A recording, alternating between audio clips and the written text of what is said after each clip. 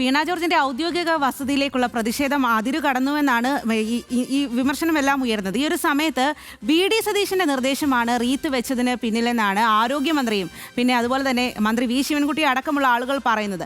സത്യത്തിൽ ഇതിന് പിന്നിൽ ആരുടെ ബുദ്ധിയാണ്? ശരിക്കും ഈ ഒരു റീത്ത് വെക്കണം എന്ന് പറഞ്ഞത് പ്രതിപക്ഷ നേതാവിന്റെ ഒരു നിർദ്ദേശം ആണോ, അല്ലെങ്കിൽ അതിന് പിന്നിൽ ആരുടെ ഒരു ബുദ്ധിയാണ് ഇതിന് പിന്നിലുള്ളത്?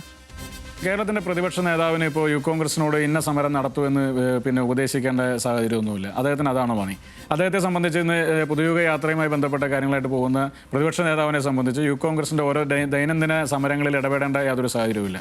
ജനങ്ങൾ ആഗ്രഹിക്കുന്ന ഒരു സമര രംഗത്തേക്ക് ഞങ്ങൾ കടന്നുവെന്ന് മാത്രമാണ്. ഇന്ന് ആ സമരം ഉണ്ടായതുകൊണ്ടാണ് കേരളം മുഴുവൻ ഈ വിഷയങ്ങളെ സംബന്ധിച്ച് കുറേ കൂടി സജീവമായി ചർച്ച ചെയ്യുന്ന ഒരു സാഹചര്യം ഉണ്ടായത്.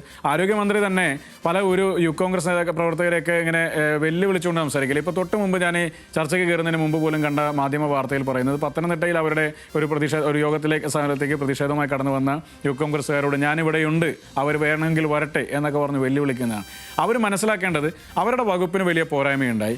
ആ വകുപ്പിൻ്റെ പോരായ്മകൾ കൊണ്ട് തന്നെ, വീഴ്ചകൾ കൊണ്ട് തന്നെ ഈ നാട്ടിലെ ജനങ്ങൾ പ്രയാസപ്പെടുന്നൊരു സാഹചര്യമുണ്ടായി. കേരളത്തിൻ്റെ ആരോഗ്യ വകുപ്പ് നമ്പർ 1 എന്നാണ് അറിയപ്പെട്ടിരുന്നതെങ്കിൽ ഇന്നത് നമ്പർ 0 ആയി മാറി. ആ നമ്പർ 0 ആക്കിയതിൽ ഈ ആരോഗ്യവകുപ്പ് മന്ത്രിക്കും ഇവരുടെ സംവിധാനങ്ങൾക്കുള്ള പങ്ക് വലുതാണ്.